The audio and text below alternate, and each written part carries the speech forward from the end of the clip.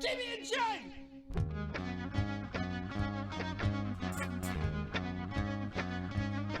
TB&J. TB&J! TB&J! Hello, everyone, and welcome back to yet another episode of the TB&J podcast. Sitting across from me is my co-host, Troy Brittingham. That was a little squeaky. That was a little squeaky from you, Jeff Ackerman. Thank you. And we also have Chris Carroll joining us today. Jeff's a little baby man. And Old D here in studio. We are all here in We the are studio. all present in the studio. That is factually Actually, we had correct. a whole viewing party. We fucking came in like a squad. Yeah, we at did. at the movie theatre. They had no idea what hit them. They saw this gang coming up. They thought they were getting robbed. They started clutching their purses. They're like, oh. Mm-hmm. And then they saw Troy, and they're just like, ah. And then we They got we nothing. sat down. They got They went. nothing. They went. Look at that dimp. Hey, look at that dimp and the simp next to him. They were like, "Is that Captain America?" But like before this here. Does that mean that you get the giant iron suit? Yes, Oh, that's awesome. but I think that it was you specifically.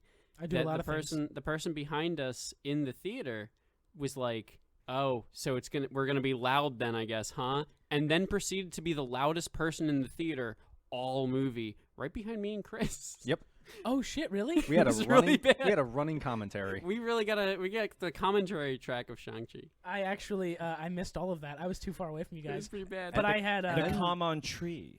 I had Dee's kid and wife next to me, and they were loud enough that I heard them crystal clear. Yeah, which they is, are loud I- people. I- If you think I'm loud. Yeah, which honestly I expected. It's a mom and a kid, a little kid at a fucking movie theater. I expected them to be loud. So whatever. Why do you think I got my seat on the far side? Yeah, in front of the other people that wouldn't shut the fuck up. Yeah, well, I can't control other people. If only Yet. you could. Anyway, so what did we see in the theaters, guys? Shang-Chi.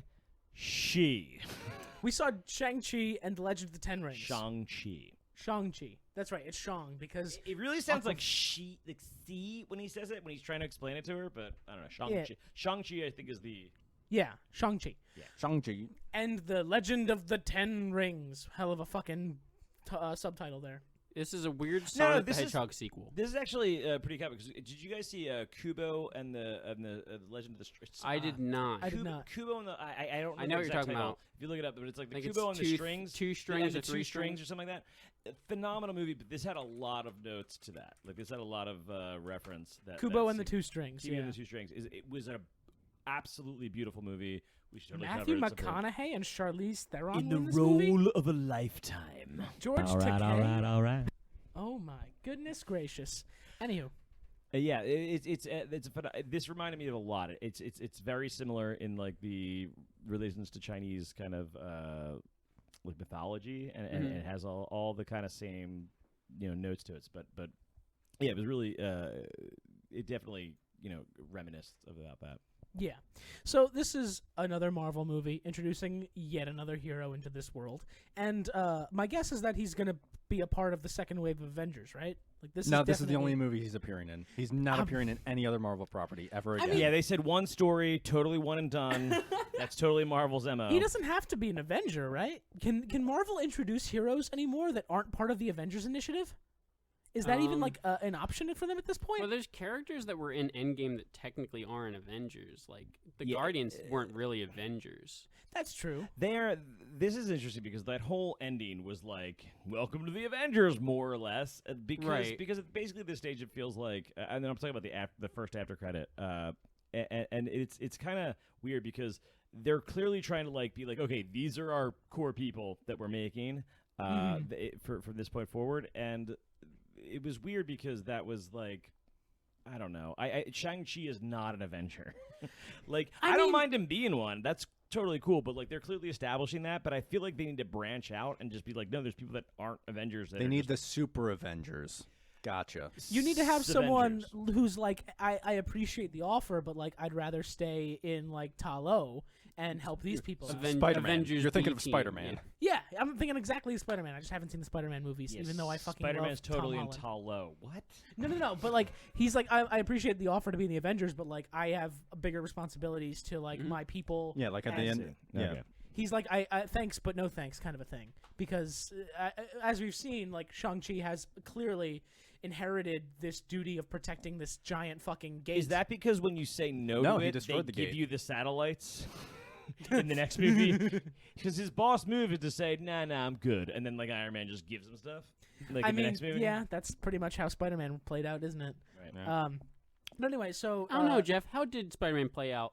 didn't Yeah. The movie you didn't Tell see. us all. Vast You know what's knowledge. funny? I watched the first half of Spider-Man up until he was like trying to get through the suburbs and couldn't swing, Mhm. and it was at that point that I had to leave because I was watching it at Dee's house years ago, and then I went home. I immediately bought it on Blu-ray. The Blu-ray is sitting on my shelf, sealed. I never opened it, Ooh. never finished it. I'm just a terrible fan of Spider-Man. Just like all your condoms. Terrible. You're a terrible Spider fan. I'm a terrible Spider fan, sure. But yeah, I love Spider-Man dearly. He's always been my favorite Marvel guy. I just never watched those movies, and I don't know why. I think it's Tom just Holland's good. it's got to be just laziness at this point, right? It is. That's most of your Like, things in They're life. easily available. Yeah, that's absolutely true. So anyway, so Shang-Chi opens up with this Chinese conqueror whose name we're gonna butcher all these pronunciations. Just telling you out loud. No, they add like an XE in front of his name at like random points in the name. First of all, this movie is full of subtitles. which I appreciated. I also I think- had some trouble. I mean, okay, we better appreciate it, otherwise we I can't fucking purchased understand my- half the movie. I purchased the first set of tickets for this show. It's for my family, and then you guys all joined on, which was awesome. I was so psyched about that. But like the We I don't weren't wanna- here. We weren't there for you. Just, I don't want to like just to be clear. I know I didn't want to promote this as like anything else beyond that. But I was like, no, this is like I bought these tickets and now I forget what I'm fucking saying. So. Subtitles. You were talking about subtitles. No, I was Fair. I was legitimately worried that I purchased like the tickets to like the Asian version of or like the Asians like language, when they show like or anime the and Chinese language of it because the whole like I see what you're first, saying. like honestly like 10 minutes of this movie I was gonna even say 20. is honestly just narrated and it's all subtitles. So just be wary. You didn't walk into the wrong they movie. really heard all of, like the. Have you ever seen like reviews where people are just like, why are these like Black Widow is a good example where they're like, why are Right. these Russian people all speaking English in this? Yeah. This is why. It was fine. I'm always for points for watching movies that my son has to read. But legitimately, I had to like I was having a panic attack thinking that I bought tickets to like the Chinese version of the movie, Yeah. and that this was going to be continuously in Chinese. Like I was honestly worried, and I'm like looking back behind us to be like, are they all Chinese? Like and I couldn't see because it's dark in the theater.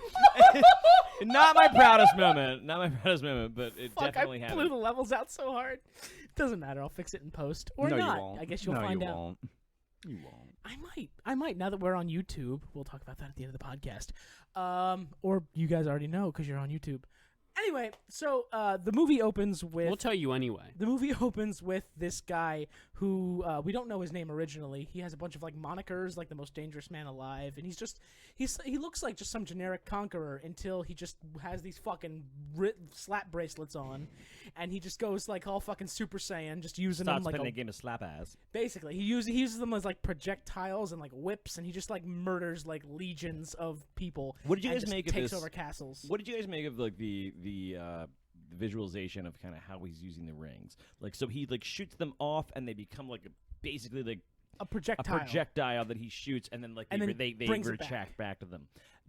Was that? I felt like intriguing to you? that was really intriguing. I felt like because whenever I've seen things like this in the past on heroes and villains, as far as like abilities go, it usually just enhances what you have. I've never seen it as a projectile kind of thing. Like the Electrocutioner, a Batman villain, he's got these big ass fucking electric gloves on, and like Shocker from Spider-Man. or Shocker from Spider-Man, sure.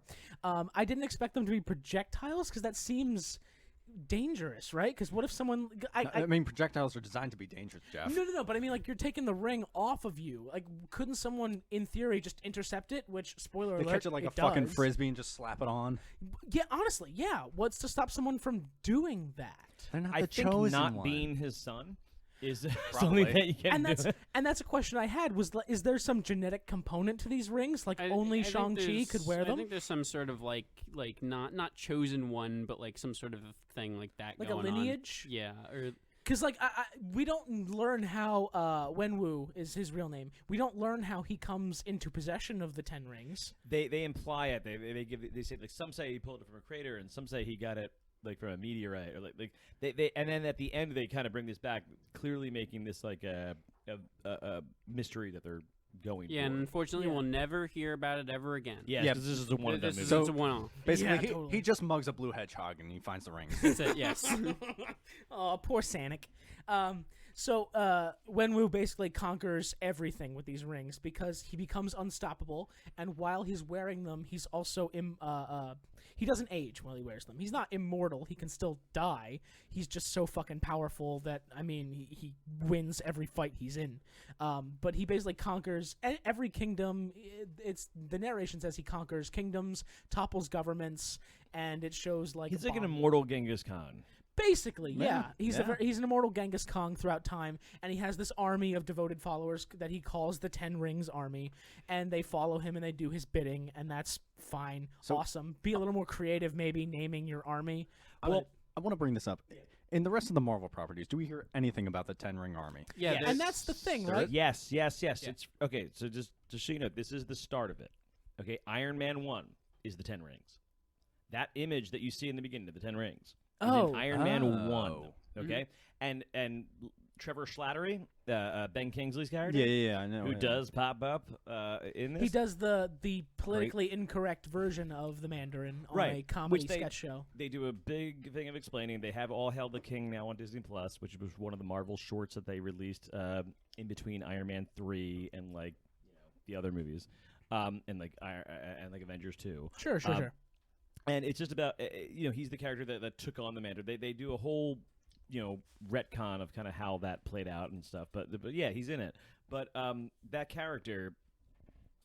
The 10 rings have been in there the entire time. Like, the 10 rings Okay. literally start the Marvel universe. That was my biggest question because At the time, though, it was only a reference to the comic book Mandarin. It was supposed to Right. be like okay. So in Iron Man comics, they have not promoted this in the more recent modern age comics, but like kind of Silver Age, I would guess, probably Bronze Age, like 70s, 80s. like Bronze Age comics. That you had Iron Man versus the Mandarin, and it was supposed to be like magic versus technology, and the rings were literal rings.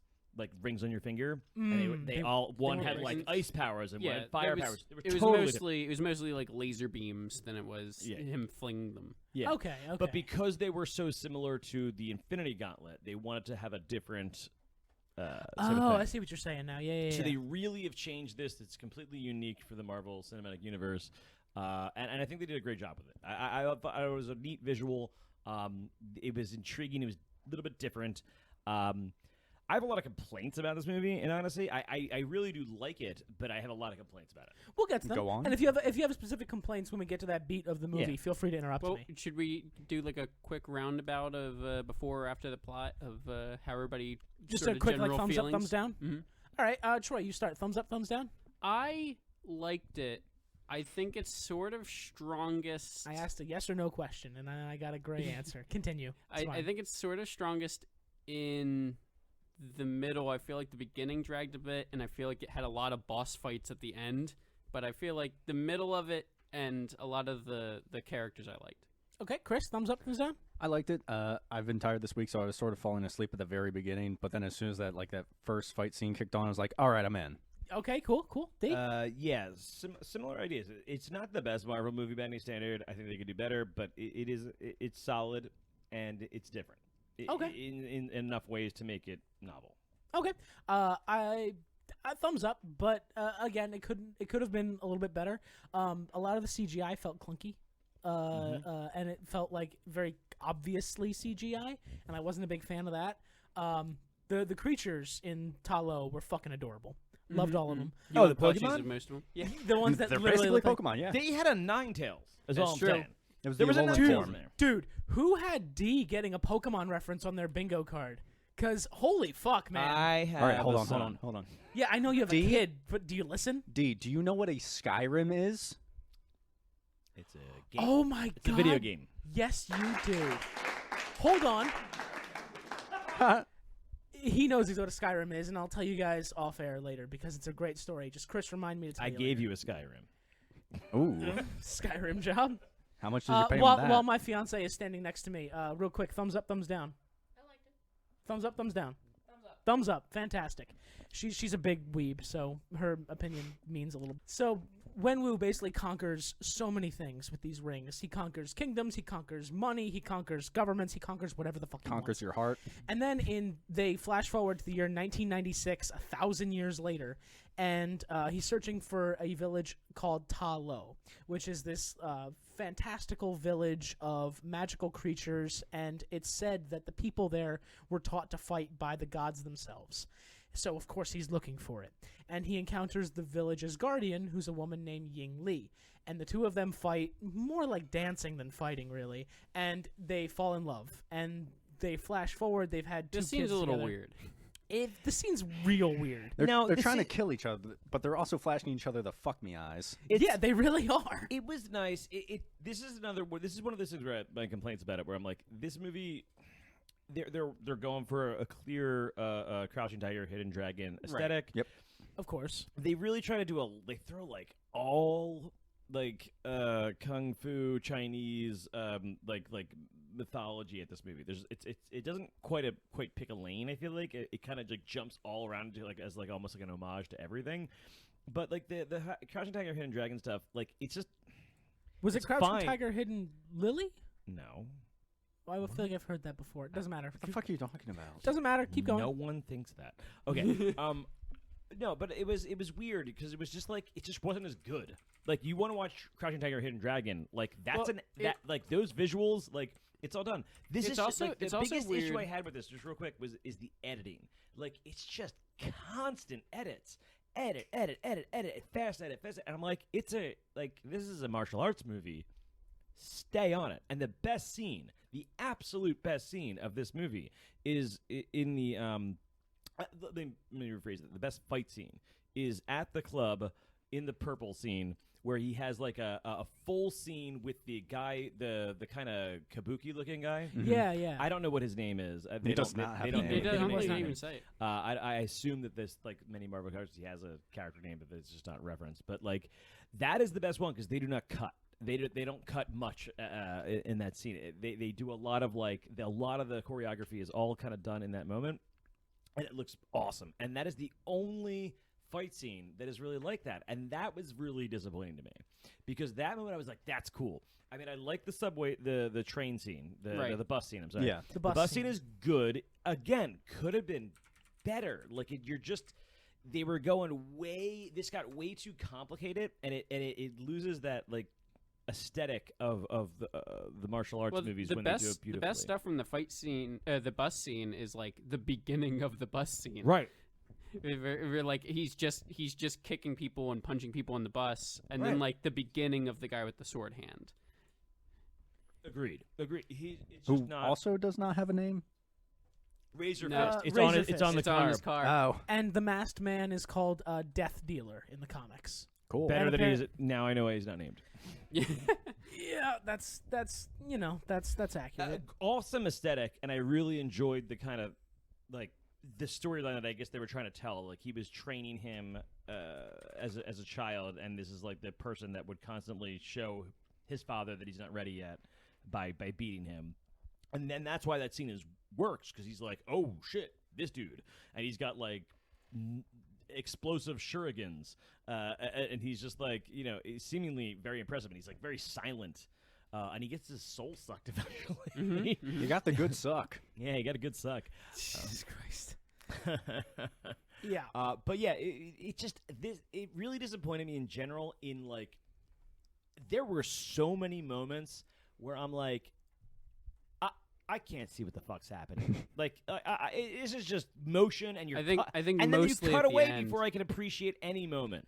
Before I can appreciate any image, you're just cutting, and I'm like, That's the thing a lot of studios are doing. They're doing too many jump cuts during fight scenes. It's a sign of bad directing, editing, and choreography. Like, it's just, if you're a better movie, you frame this better and you shoot a better scene. Well, to your Agreed. credit with the like not being able to see what's going on, I feel like the ending of this movie, which we're not at yet, but whatever. But Doesn't matter. We can jump around. This is a full spoiler podcast. The end of this movie gets a little original Wonder Woman-y, where like you're like, this movie's good, and then it gets to the final fight scene, they're just shooting lasers at each other, and I'm like, okay, well, this is a little much. Well, I mean, have you ever tried to punch an octopus monster? Yeah, but it's Wait, you have? Yes, I have. Jesus, okay. Jeff doesn't count. Well, Haven't you been in a situation where you're just trying to talk to your dad and then two massive kaiju are fighting behind you in the background over the lake? yes, that happens to me all the time, Jeff.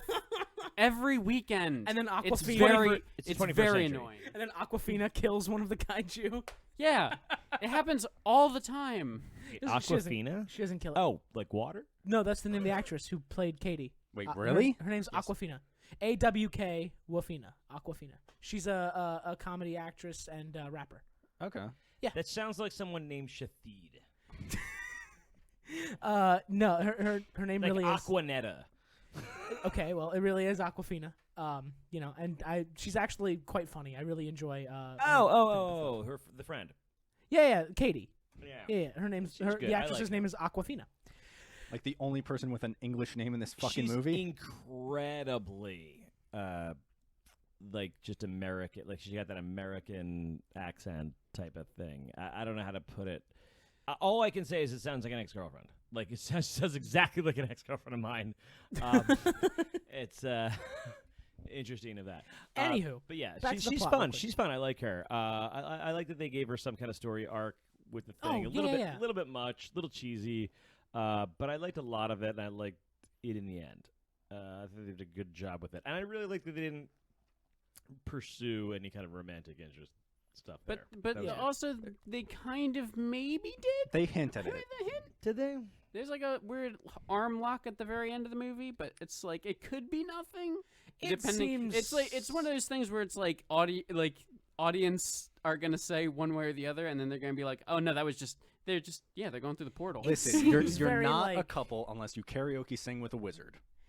It seems very That's true. like Finn and Rose a little bit, where it's like heavily, not even that, because Rose kissed Finn. At one And point. everybody wants to mimic that because that worked over so well. Yeah, totally.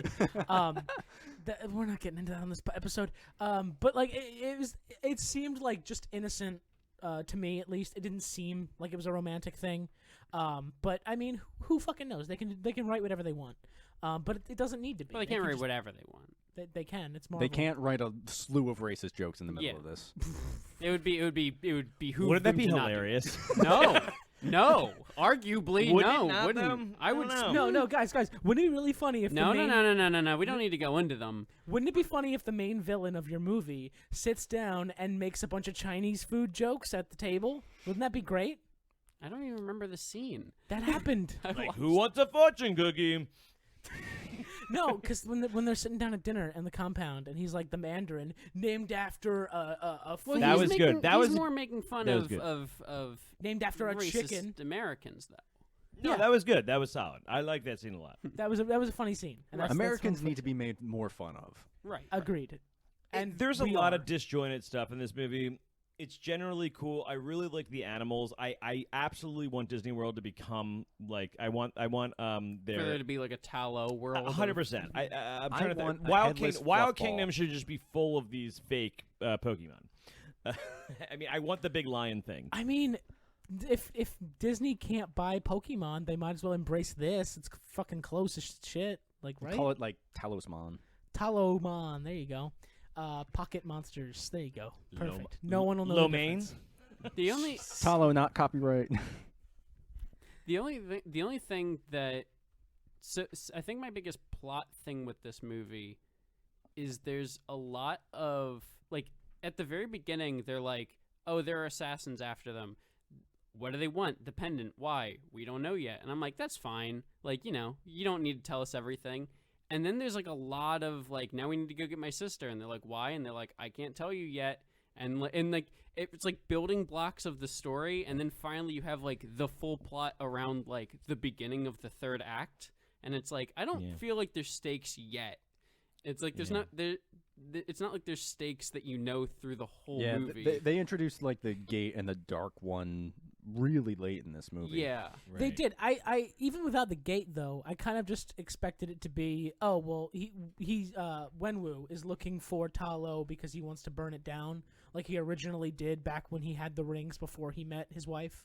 I figured he was just like finishing that conquest. Oh no, he wants to burn a village that's only been named and we haven't seen yet in the movie. No, but it's like it's fucking every other plot ever where it's like, oh, peaceful village and conqueror wants to come take it, so you have to fight for it. It's fucking what is it, Pocahontas all over again? Yeah, I mean it makes enough sense in context to get And then it. they add in, oh, we're actually a peaceful village guarding a door with literal demons that steal your souls behind it. I did think for a solid second though that D was gonna finally get his Mephisto.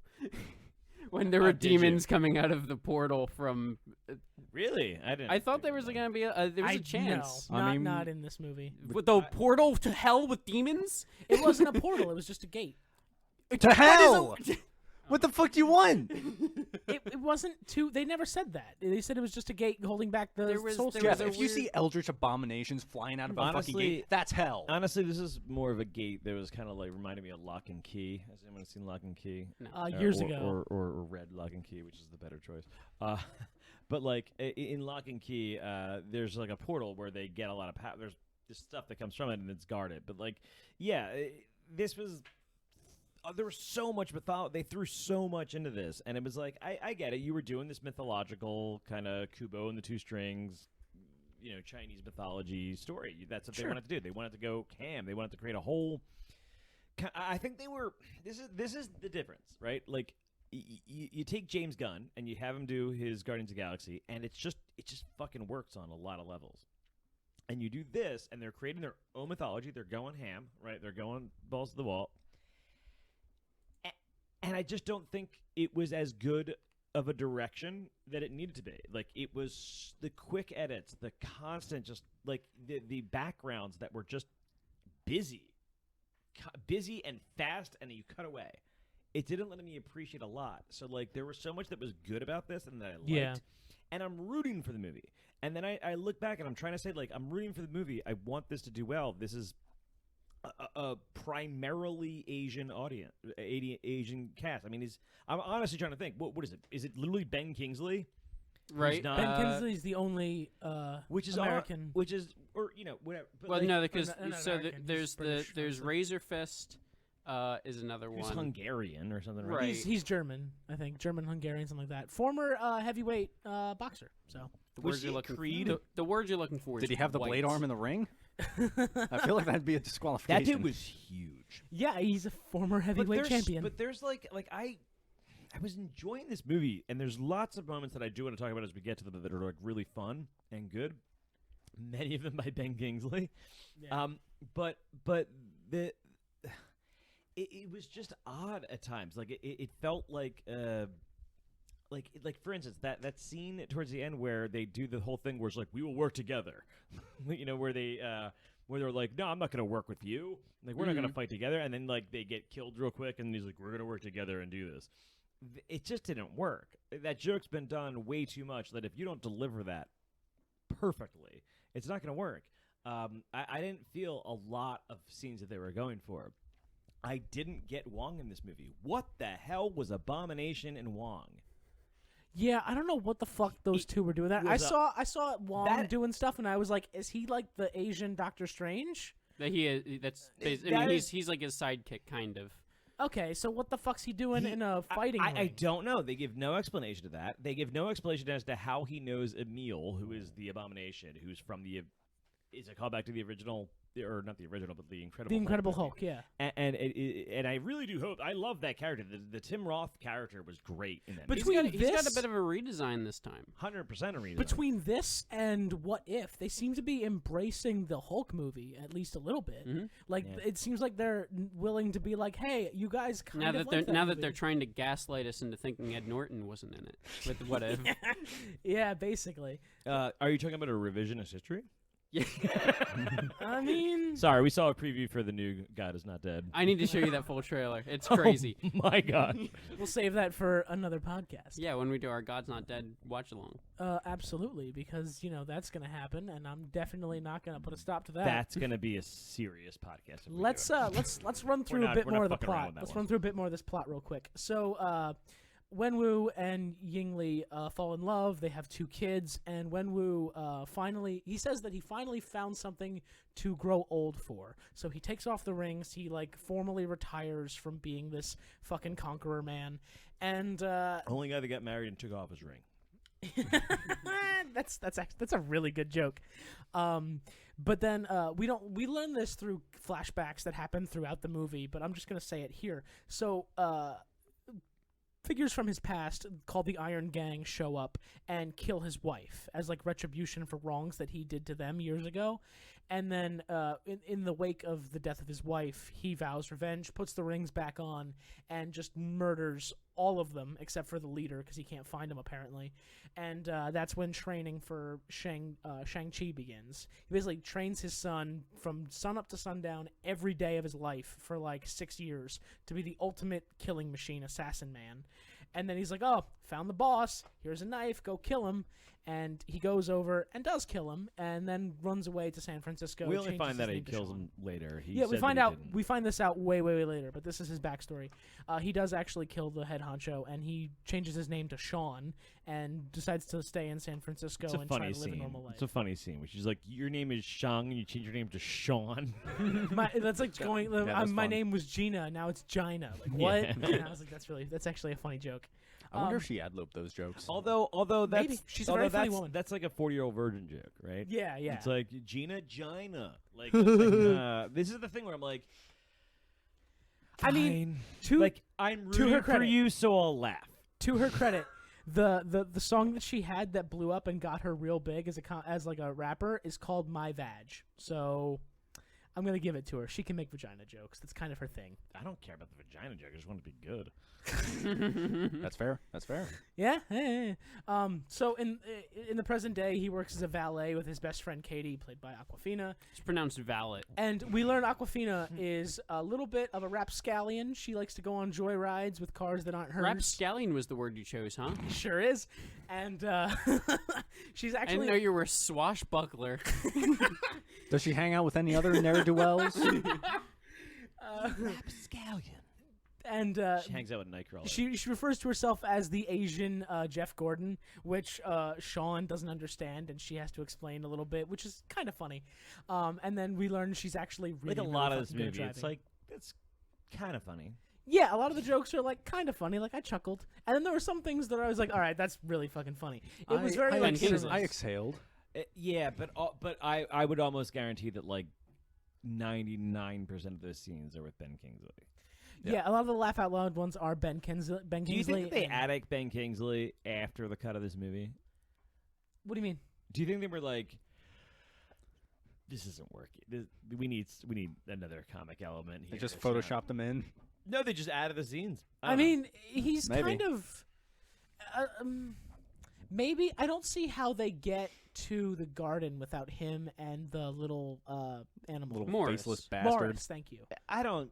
There's a lot of weird stuff going on here. Like, Ben Kingsley understands the little faceless Pokemon thing. Yeah, Like it. I don't. I'm it's like, it's all pretty right, fucking strange. I'll take it. But, Anyway, How the fuck does that thing eat? exactly. That's what I was thinking the it entire eats time. Ben Kingsley's feces. Where's its face? I don't like this at all. Wait a minute. No, back up. Wait, no. I'd like to live in a world where you didn't say that.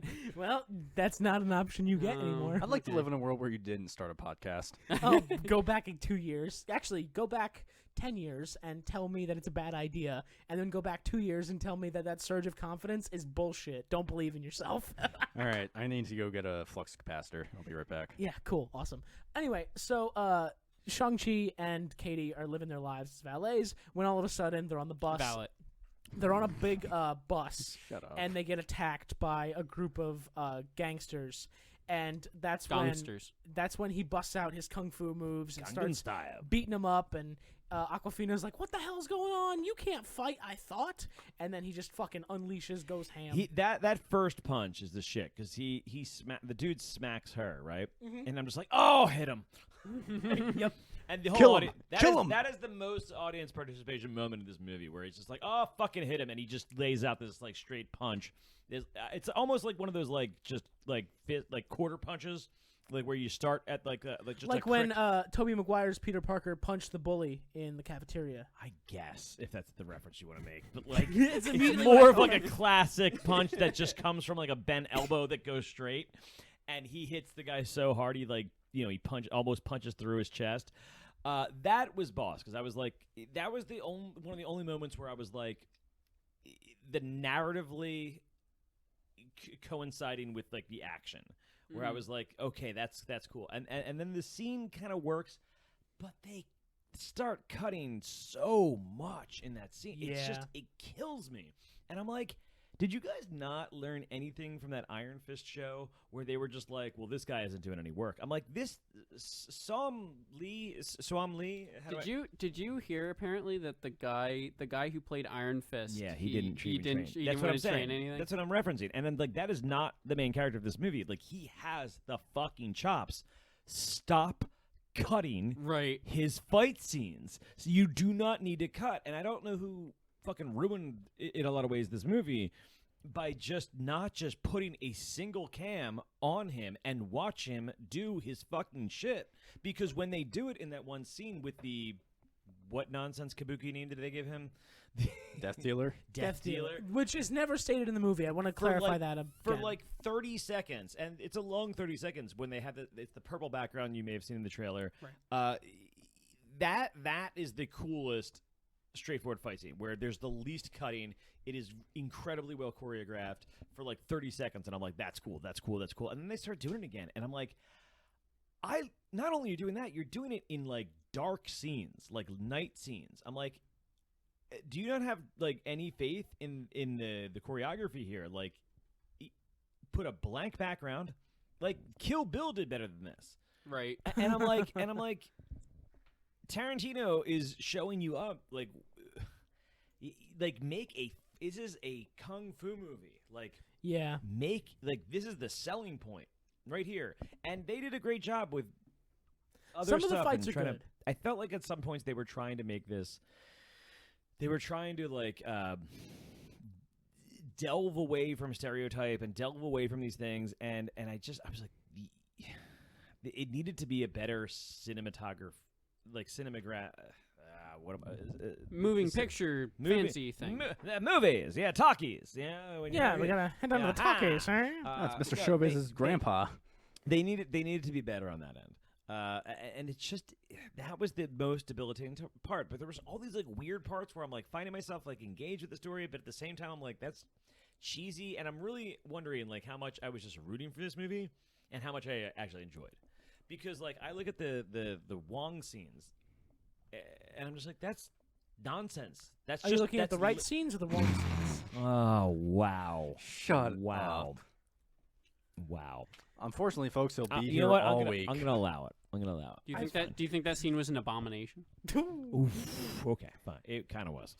I didn't think it was that bad. Better character design, but you know what? I'd rather you pay for Tim Roth. I'd rather you pay for Apparently, that was Tim Roth as Abomination. Fine, then you failed. Then it's worse. Also, then it's literally worse. Then it's honestly worse because I couldn't tell. It didn't matter. Well, he doesn't say. I've been anything. trying. He also, says like 2 lines I couldn't understand. exactly. He growls. I've been trying in the background to find out who the Death Dealer is in the movie. He's not credited in the movie yet.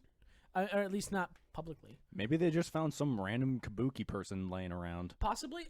We saw the movie with friend of the pod, John Fitzwater, and he speculated that it might be Ray Parker under there, who does Darth Maul and a lot of other like hooded figures like Ray that. Parker or Ray Park? Ray Park, excuse me. Ray Parker was the Ghostbusters composer. It'd be crazy if it was him. I ain't afraid of no Shang Chi. I ain't afraid of no cheat. Hey, that's a better one. That's a better one. It goes with the iambic pentameter better. But yeah, Ray Park might be. It's speculated because it's speculated by us and nobody else, as far as I know. Suck it in, guys. We're Shang-Chi. Because a lot of the moves that the Kabuki character did were very much Darth Maul-y, where it's a lot of like flips and kicks and leg stuff, and there was like a silence to his movement. Yeah, that was really cool. Like he did seem menacing, and it did seem like, oh, fucking this guy. Like he seemed like one of those classic characters. Yeah. It's like, oh shit. Like and I this is the other thing is like the visual, the fucking menace of Razor Fist was in like I was like that dude's big. Well, I think that big. I think that the thing that this movie does best is characters and character designs. Yeah. I feel like I liked everybody, even if they honestly, what you're saying reinforces that I liked them because I'm like, Right. yeah, they are saying kind of generic, not great jokes sometimes, but I still like them. Where it's like they can say whatever joke that doesn't land. Right. I'm just like, we're still friends. Like yeah, Mandarin you're cool chicken? in my book. This is what I'm saying. Is like it felt like I was rooting for them more. yeah. It felt like I was rooting them and giving them a lot more leeway, which I'm they still willing are- to give. They are but they are likable. It's just like Yeah. even like because you don't have to be telling jokes to be a likable character. right. No, he's likable. She's likable. They're Mhm. the two main stars, I would say, and I think Aquafina and how do we say his name? Sam Lee. I don't want to butcher it. I apologize. But they're great. They're lead characters. They're great actors. They were fine. I didn't have any problems with that at all.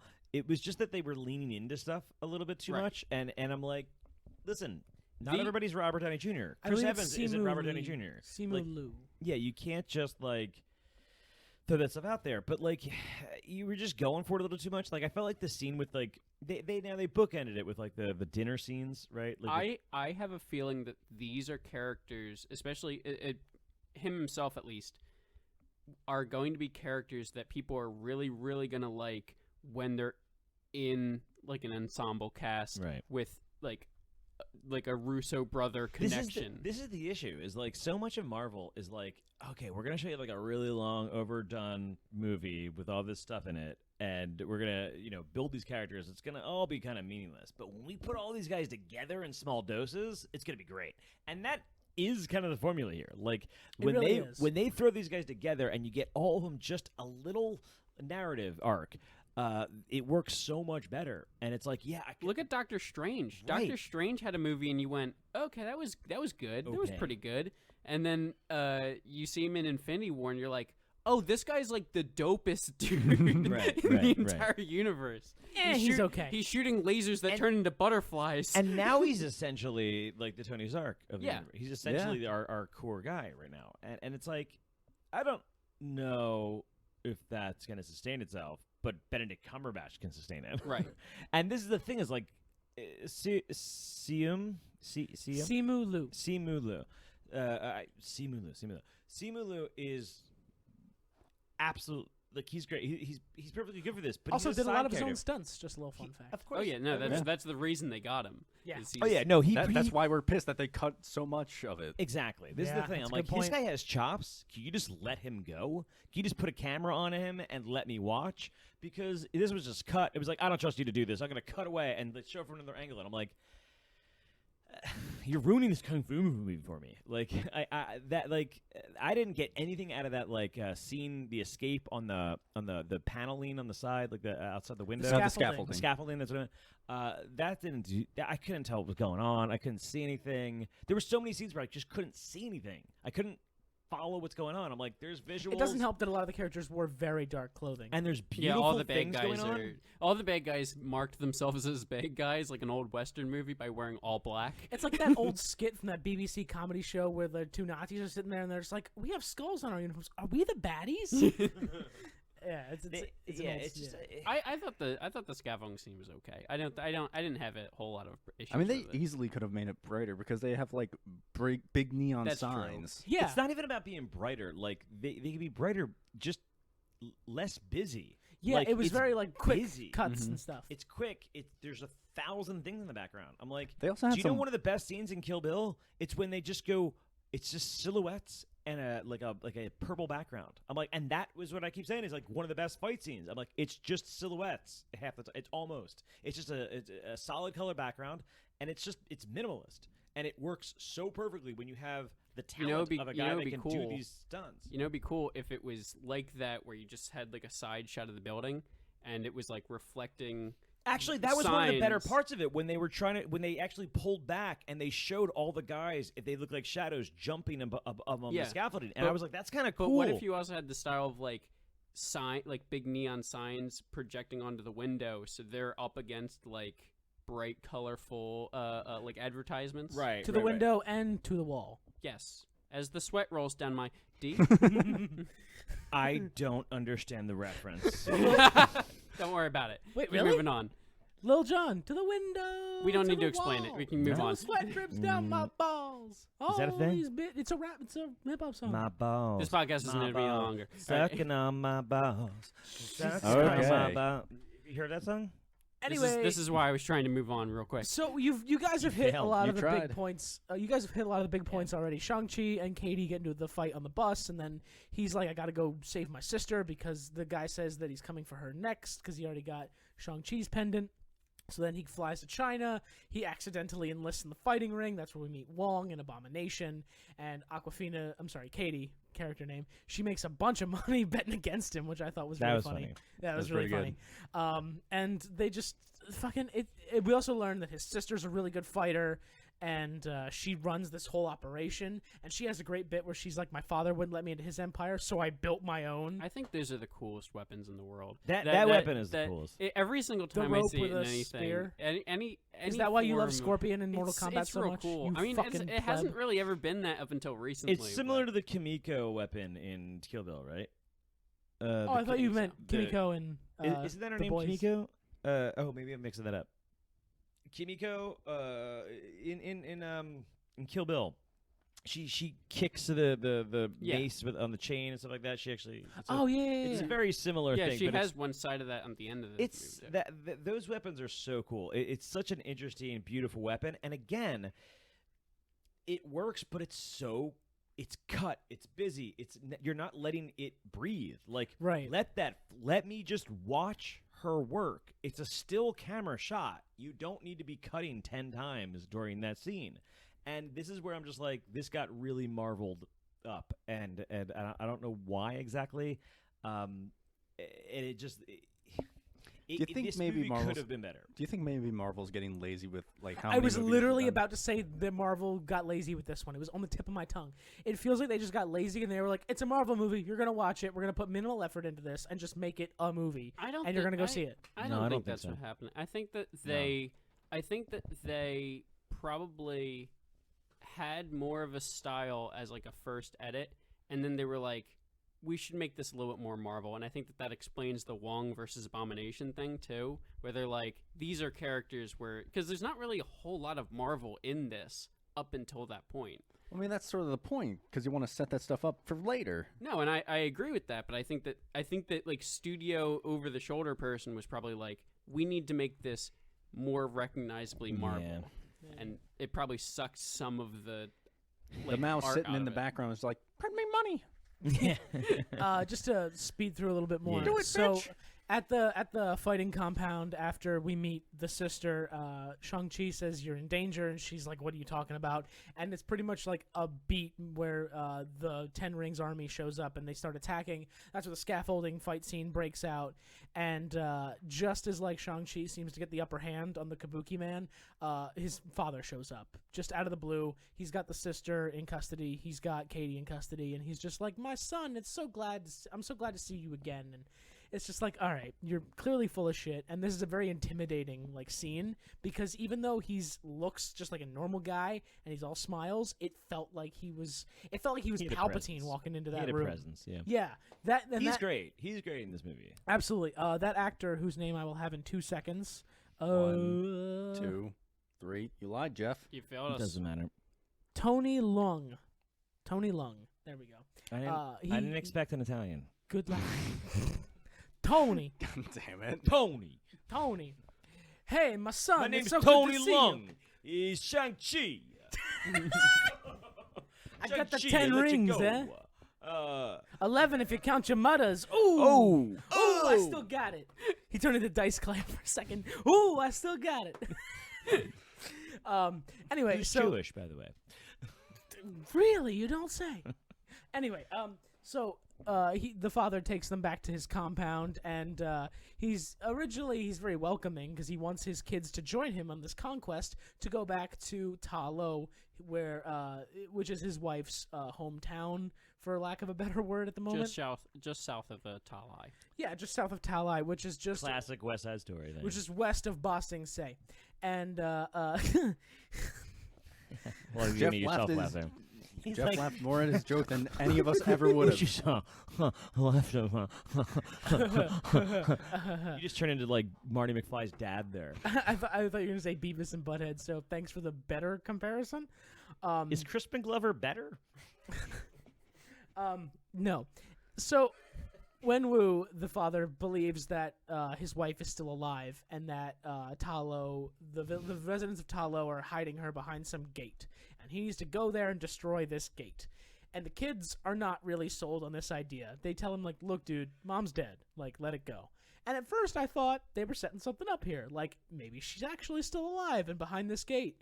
And maybe he's not full of shit, even though he's a bad guy. And this could be a good kind of like Shades of Grey thing where not everyone is like good or evil. But no, it's not that. Turns out the demons behind the door are just talking to him in his head because that's something they can do apparently. Well, that's Like, why I was kind of on the whole train of like they're like seducing him to the door type of thing, like kind of demon-y. Yeah. I mean, every time I've encountered a Eldritch Abomination, telepath is on the table. Yeah. It's at this point in the movie, he reveals the pendants are actually eyes to a dragon in his compound, and the dragon like vomits a bunch of water that freezes. They get and dragon splooged. It shows like a giant water map through the maze of a forest to get them to Ta Lo. And he reveals his entire plan. He From says, this point on, there's a lot of water.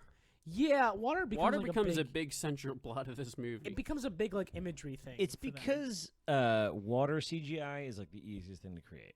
Oh yeah. I wouldn't be surprised if that's the It's actual also because they had reason. Aquafina. They wanted to get that sponsorship deal. And Aquaman. Fuck But Jason not Momoa. Jason Momoa. Not Jason Momoa. The Right. other one. Yeah, The yeah. good Aquafina. Mermaid Man. Yes. So the kids obviously object, and then they get imprisoned by Wenwu. Aquaman is Aquafina. Like Gina. Really took a while for that one. Go on. It was a swing. Go on. I don't- Go on. It was definitely a miss. The Here we kids are are. imprisoned, and while they're imprisoned, they find the cell of former actor Trevor Slattery, played by Ben Kingsley, who steals the show in every scene he's in.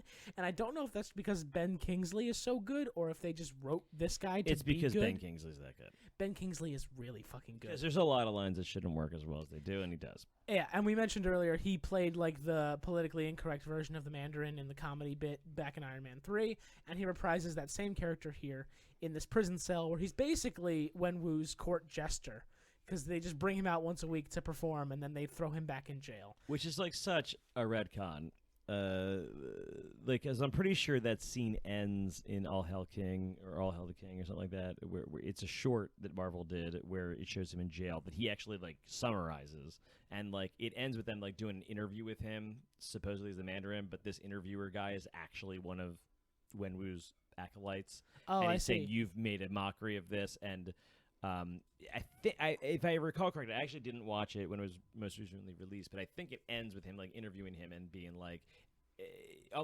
very strongly implying that he kills him. Okay. Right. But I could be wrong on that they don't actually show it, or they imply it enough, but they don't really give you the reason to like believe that he actually went through with it.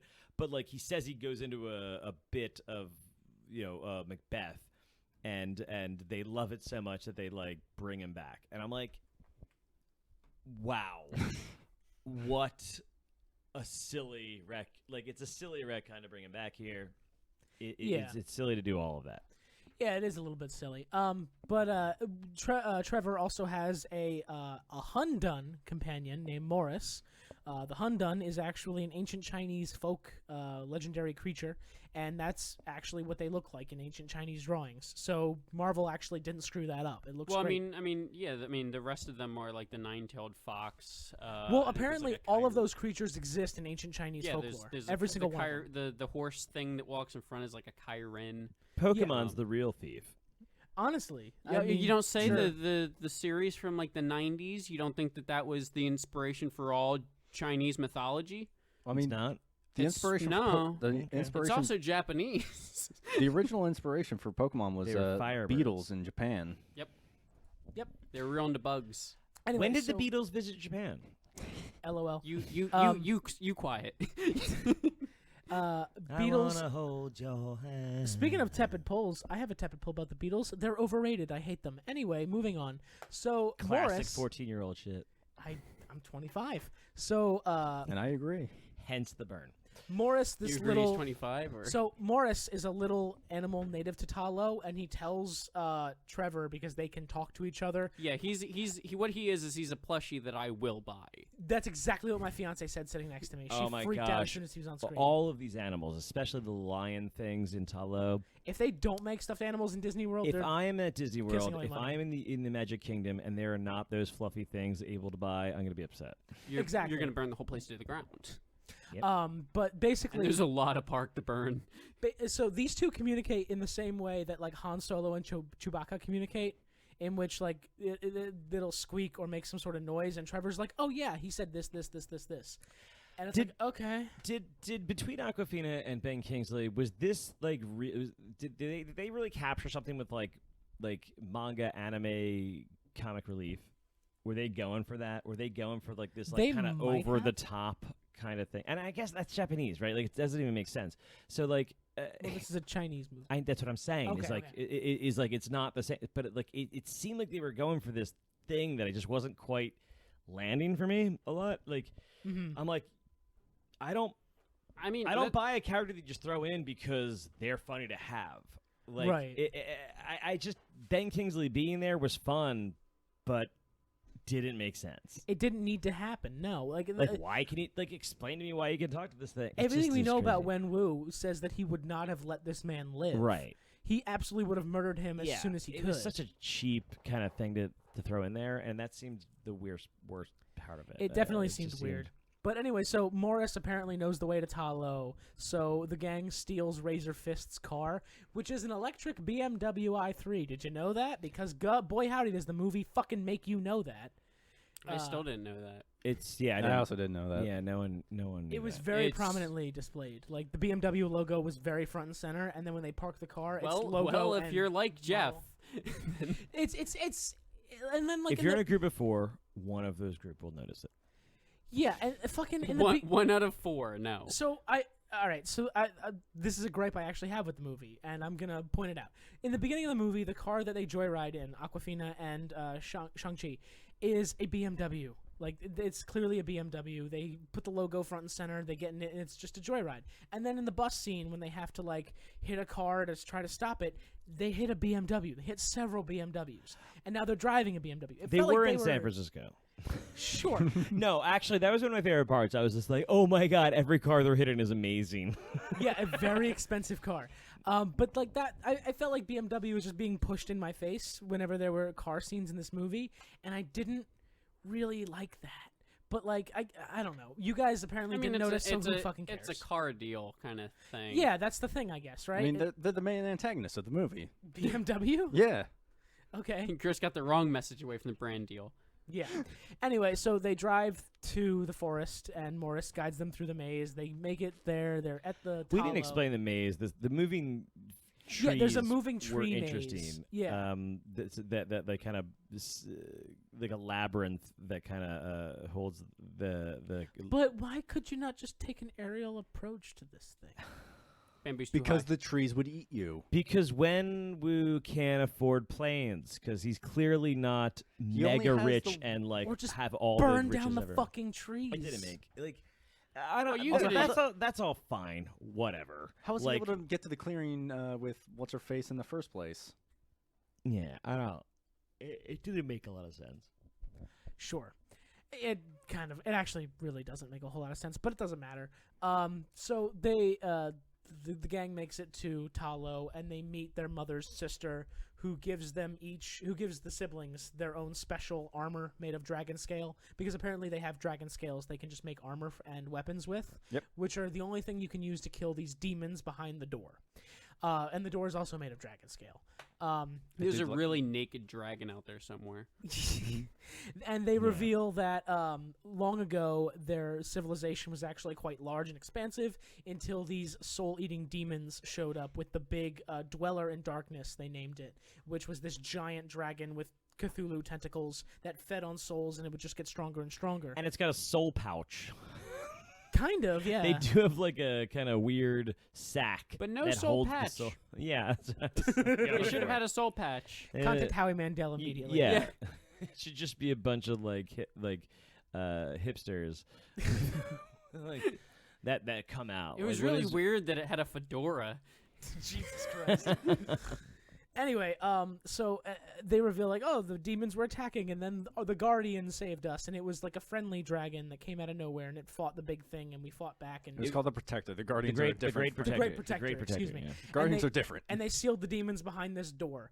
But the Dweller in Darkness wants to get out, and it knows the Ten Rings will help it get out, so it's communicating telepathically to Wen Wu and telling him that his dead wife is behind the door so that he'll break it down.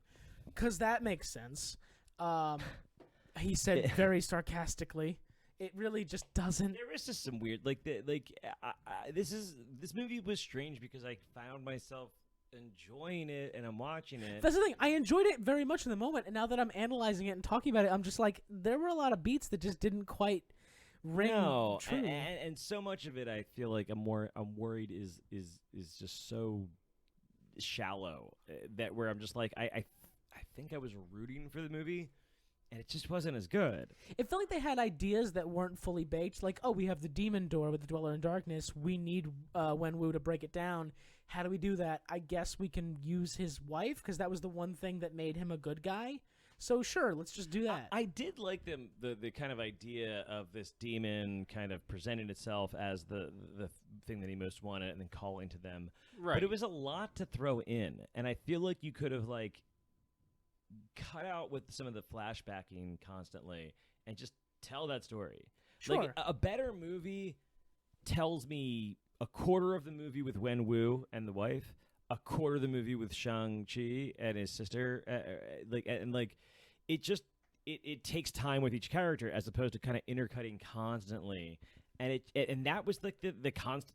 That's a good metaphor. That's what I was talking The about fight earlier. scenes are cut up.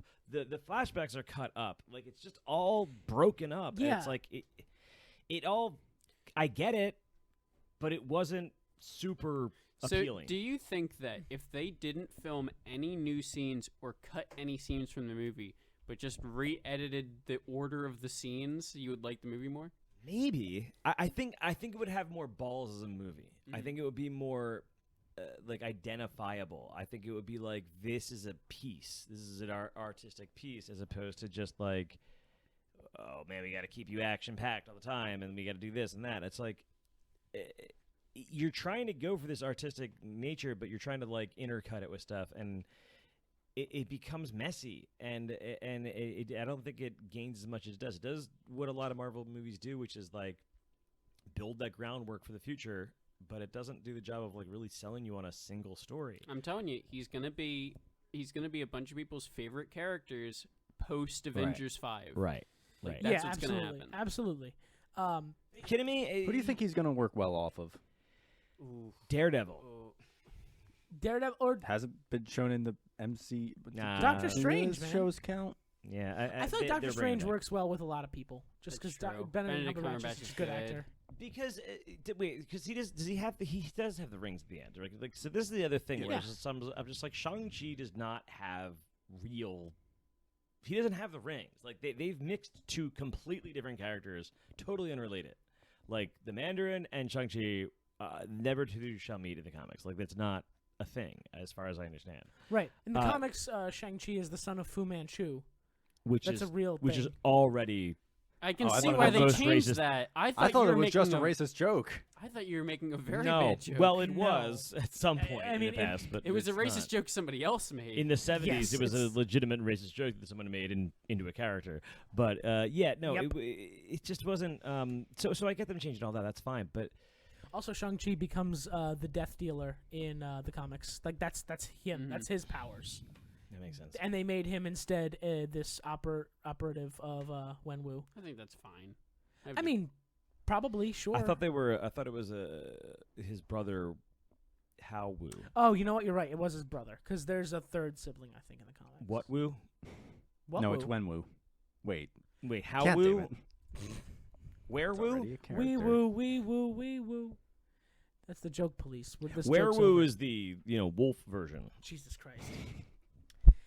What were we talking about? Oh, yes, the plot. So, after they learn all this, Shang-Chi goes to his aunt and says, "Teach me the ways of my mother because she's the only one who could best my father yeah, in and she's battle." Fujin from Mortal Kombat. Basically, minus the drinking problem was a different That's character. Bo Raicho. Bo Raicho, thank you.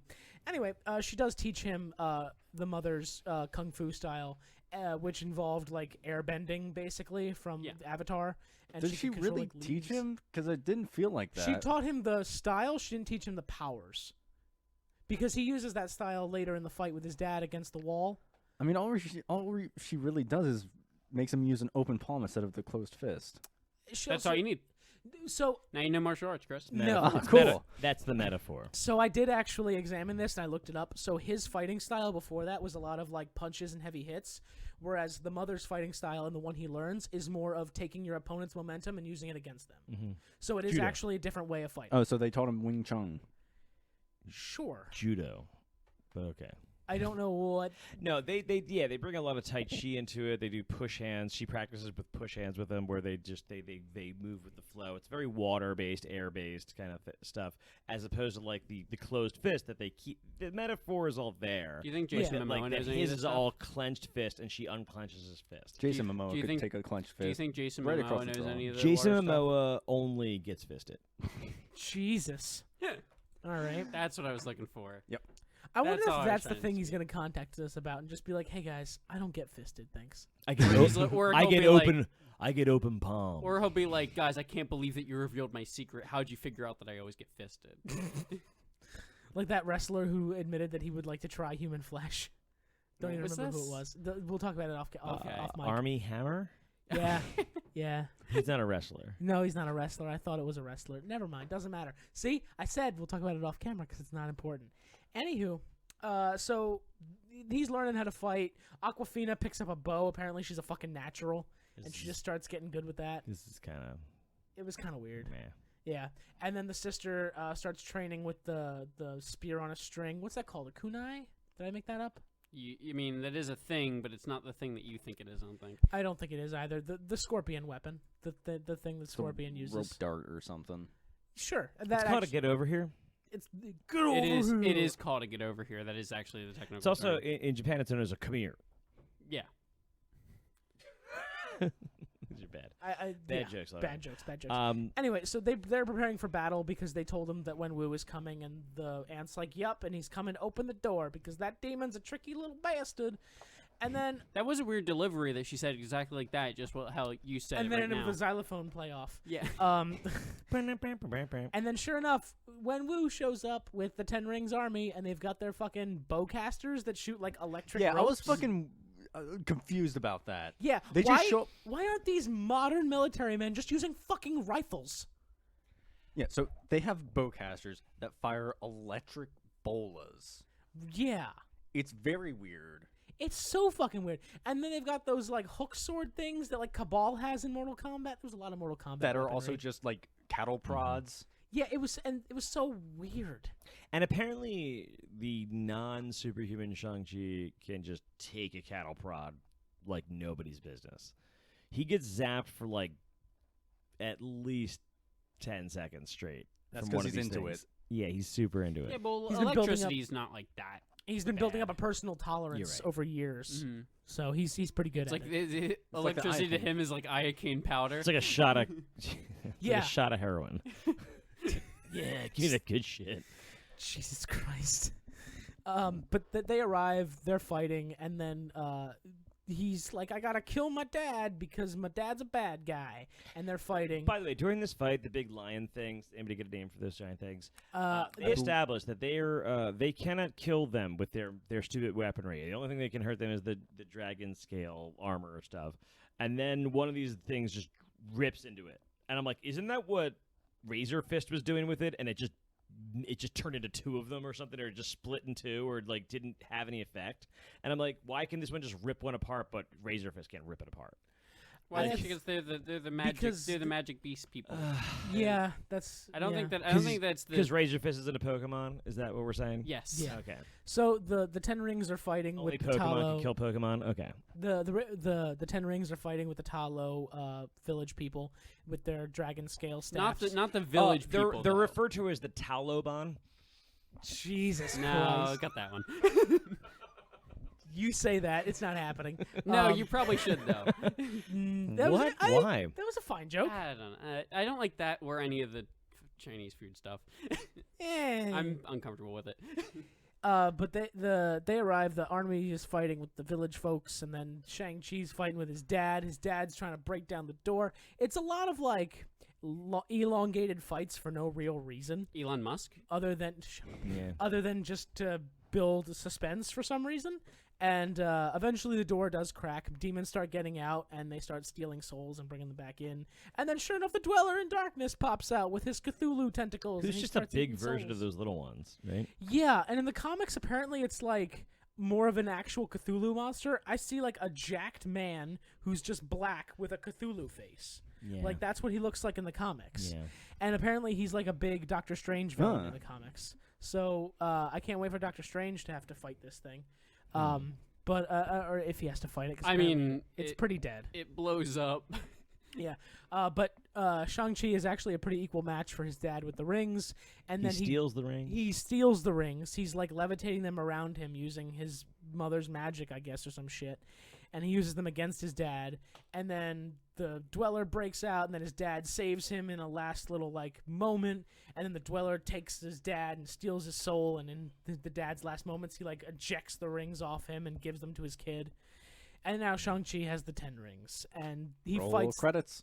No, he's fighting the demon thing, and the good dragon's there, and the 10 rings have to work with the village folks It's using the just dragon me, weapons. Or is the Great Protector dragon thing Definitely weirdly underpowered. placed? Right, like it's like shouldn't this be like something that like at some point he at the very end he uses to destroy the thing? Like, it Yeah. just seemed like a weird. It showed up too thing. early, so they had to make him like a bitch of a dragon. And I get like trying to upend expectation to a degree, or not just playing that same trope, but I'm like, it kind of would work here. I don't know.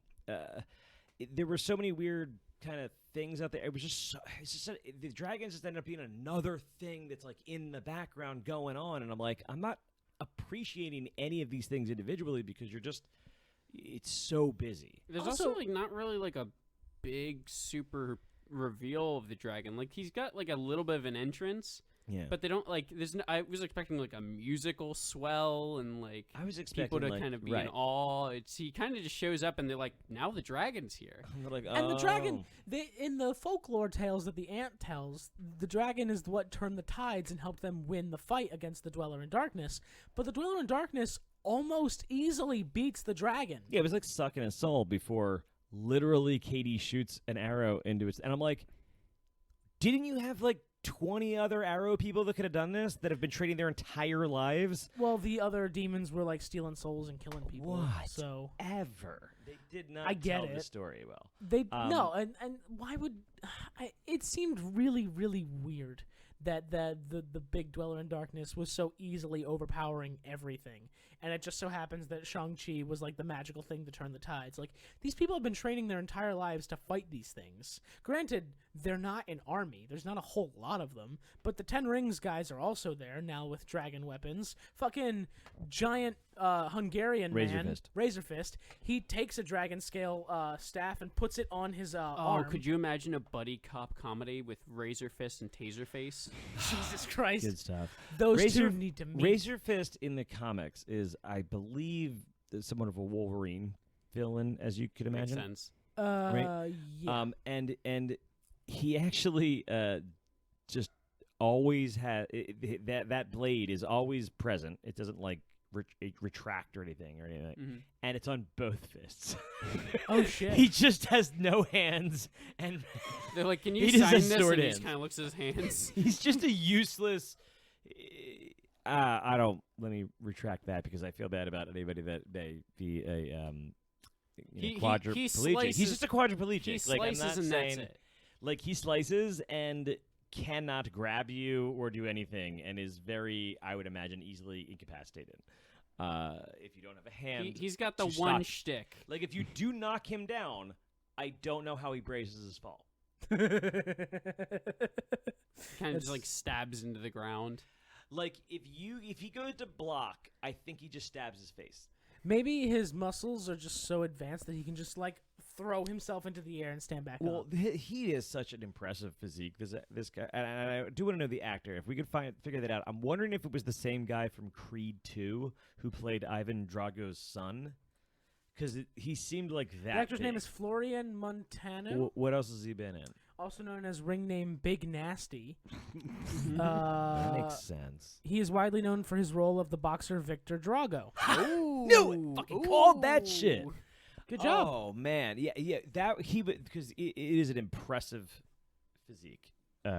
Just not one of those like rock, like the Dwayne the Rock Johnson, who has clearly like made this happen, right? Like he's raised this up to like built these muscles. This guy is just he has built what he already had. He's just defined a little bit his normal and huge mass. This guy was huge, just so. They went up to the marry biggest, him already. I will. They went to the biggest man they I could will find. go to the wedding. They went to the biggest man they could find, and then they were like, "We need you to bulk up for a Marvel movie." Jesus Christ. Yeah. And he was like done and just opened the protein powder and poured it into his mouth. Yeah. This guy could fuck up Jason Momoa. Oh, absolutely. This I mean, is my who boy. couldn't? I hope yeah, he he is a little bitch. But that's the movie ends with like Shang-Chi making the Dweller of Darkness like ingest the Ten Rings, and then from above him while he's falling in like super controlled slow motion, he like spins him around and has them like eject themselves out of its stomach. none of that made sense to me. I It was couldn't. ridiculous. He was conjuring Is that like what that- happened? Because I literally couldn't see what was happening. It didn't I make think he was visual like conjuring sense. like that weird energy ball that he had with when he was fighting his dad. Maybe that's Not the that we get to problem. see We it. couldn't I tell. would have been so much happier if he just like got that energy ball and then went like, "How good?" Like if he just did that and shot him with it and blew up his dad, I'd be fine. Yeah. All the would've got times that. that we saw that energy ball created, we never saw it get used. That's the thing, right? It was introduced like It was like a fucking- giant blue ball. It was a giant Chekhov's gun that never got cocked. It was ridiculous. But anyway, Never got fired. It cocked multiple times. after they kill the thing, there's like a little scene where they remember they're dead, and like the siblings say goodbye to mom and dad in these little memorial boats that they send out into the lake. and then the Shang-Chi and Katie Paper return to lanterns. Yes, thank you. I was trying to remember the name.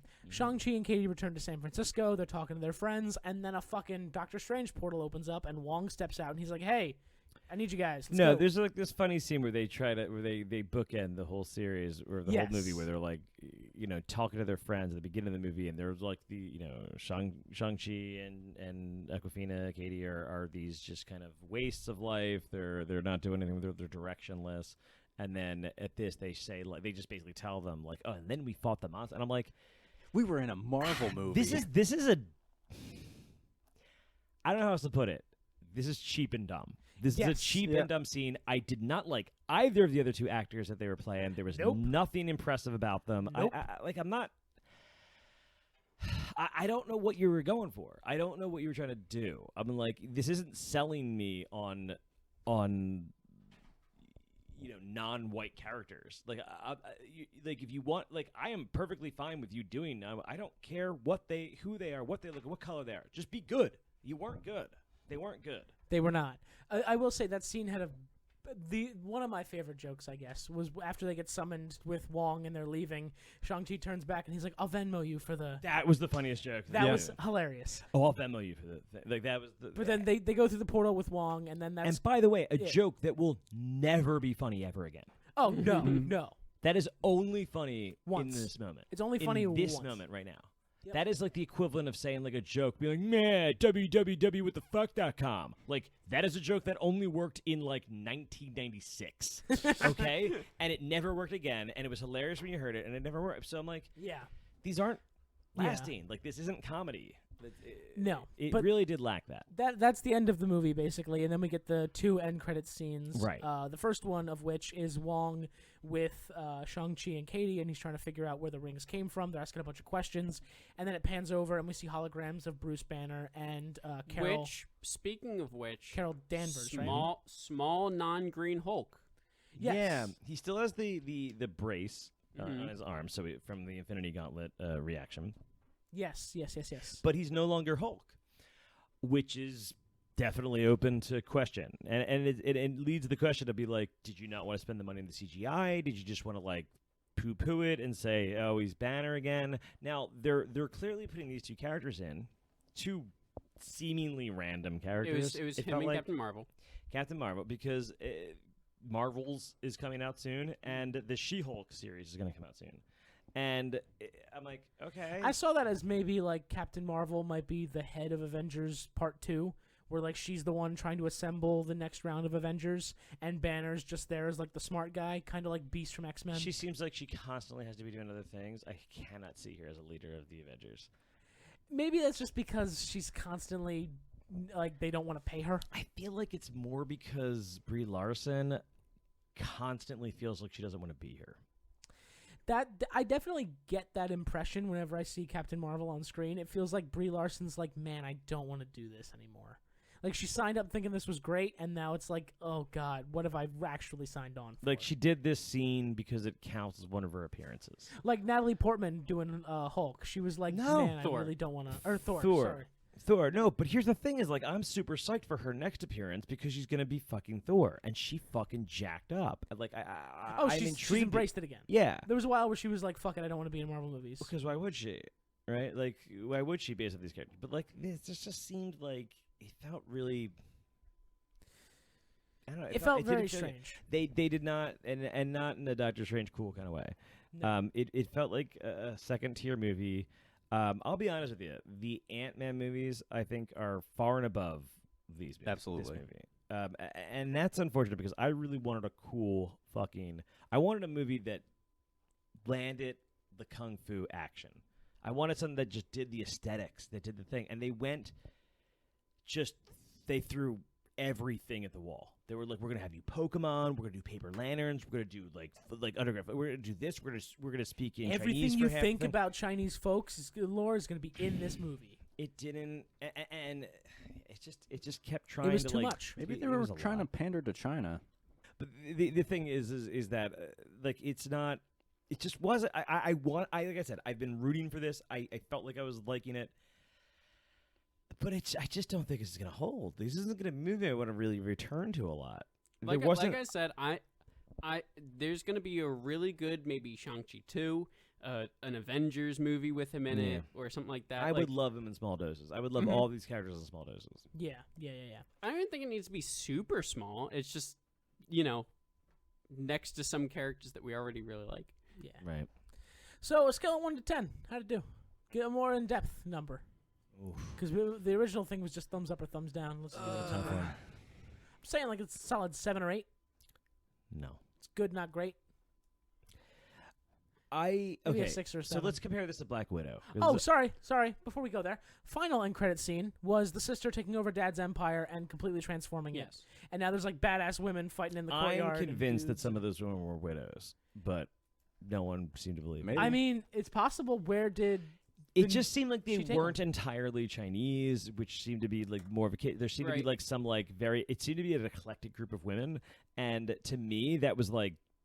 Even just the look of them did feel very like, oh, there's the fucking widows that we left in Black Widow. Yeah. Well, then maybe we and should it go to perfectly Black Widow makes and then sense. compare. See It if any of the perfectly widows. that perfectly made sense to me, and if that was sold better, I think it would have been cooler. I didn't care about this ending. This just seems like another thing that's going to add to Armor Wars, because there's a bunch of characters that are going to be. That's why I was wondering yeah. where they were, because it says the 10 rings will return. And I was wondering where. I they think would you're even- going to get like the from Falcon Winter Soldier. You're going to get what was her name? The arms dealer. Oh, Yeah. You're talking about Elaine from Seinfeld. I don't No, know. I'm not. Oh. I'm actually talking about the blonde woman. Oh, you're talking about but she was Peggy called Carter's Sharon yeah, Carter. Sharon Carter, but she was referred to as the something. The arms broker, the power broker. The power Power broker. broker. So like the power broker, the 10 rings. These are all going to be players in the game of trying to get, I don't know, whatever Peter Parker gives up when he gives up his sunglasses again. Like that was going to be like that's what it seems to be that they're building like these organizations that are, more than just a hand. You're going to oh, there's widows out there. There's the 10 rings out there. There's these guys out there. Fine, but it's second fiddle. It's second tier. It's not super intriguing. I don't know. Honestly, I think this is like a 6. I think this is a 6. 6 is Okay. probably I was where I'd thinking put a it. 6. I think it's above the middle. but it's kinda not level. in like the great territory. Right. It's got like I said, it's got good characters. The fight scenes are choppy, but there's like some good stuff in them. It just need to be structured a little better. And like I said, in later movies, these are going to be characters that I think somebody's going to love. Yeah, the characters themselves, I think, work. And again, you throw them in a non-focus, you throw them in a side character, I think they're totally good in small doses. But I don't know. It was just a lot. It was a lot. Did anybody catch, by the way, when they first did the Fight Club thing? I think one of those small fights, as he says, showed someone from Iron Man 3. Yeah, one of with those The guys. guys who that had- glow. that glow. I think there was somebody that had that left. Oh shit. And I'm like, those guys were like unstoppable. Like how is Also, this- they were explosive. Yeah, but it did definitely seemed to kind of be reminiscent of that. And I wonder what else kind of Easter eggs were flying around there. But I would need to watch it again, which I can't do yet because I think it's only in theaters. This isn't streaming anywhere. At least not yet. It'll be Right. streaming in a couple days. yeah, Not a couple days, it'd but be like a 20. month. I think they had A like month. 25 days or something like I that. think it's Okay. 30. Well, I hope it does well in theaters. I mean, this is. I mean, open- our theater was packed. It was not. That's the thing, right? Like that theater was very sparsely packed, Mhm. and for a brand new movie, we saw it opening day It was a 6 p.m. show. on a Friday. Fine, but it also was available last night. I So a will lot of people saw it last night I if will they wanted say to go this. opening. I will say this though. This is like my 12th movie in theaters since vaccination, and a lot of theaters look like this. That's Yeah. that's the thing. It's not this movie in particular. It's movies. Yeah. Before we wrap up here, I had one more thing I wanted to ask you guys and pose to the audience and you all at large. You specifically, you know who you are. Yes. So I was listening to Drew McWeeny, who is the owner / editor of Ain't It Cool News, and he was talking about how Marvel and superhero movies in general have just gotten super out of control to the point where they kind of own everything, and every actor has been in one or will be in one, and a lot of actors view it as a kicking off point for their career. Like, actors will be like, oh, I was this hero in this movie, so now I can get other projects that I actually want to do done. And a lot of people view it as, like, almost doing your time to be in a superhero movie.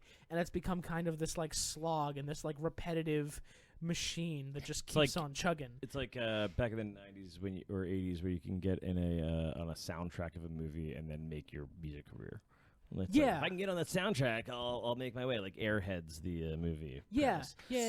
I don't. What do you think about that entire about the I giant machine that is Marvel and DC anymore? I think that it is a thing that's happening. I kind of don't think it's that huge of a problem. I think that, obviously Marvel and Disney in general owning a bunch of stuff is bad because big corporation. But as far as like people using it to like springboard careers and like use it as like basically like comedians on SNL, this has always been a thing. It's just kind of is sort of the modern version of it. Like it used to be like directors would get their start with low budget horror movies and then springboard into things. Westerns were a big one. Westerns were sort of what you got to springboard or to end up in when you were huge, but right now it seems with like Angelina Jolie and they're like apparently like romancing Keanu Reeves to some degree to come into the American. So all these are roles that they could probably take on. It seems more like what they're trying to do is like revitalize. Like some people are trying to get into this so they can like restart it. Yeah, I think that eventually this form of it will go away. And there's going to be another one within our lifetime that people are like, oh, everybody's using this as the thing and forget that Marvel did it. Like, because I think that that's happened a bunch. That's my personal opinion. Okay. That's fine. Real quick, though, by far the best trailer we saw was for Jackass Forever. It's like the sixth time I've seen that trailer. I will say love that's like the third or fourth time I've seen the trailer, but I will also say it's also the first new trailer I saw. Yeah, all there was the some trailers extra I footage saw. in it.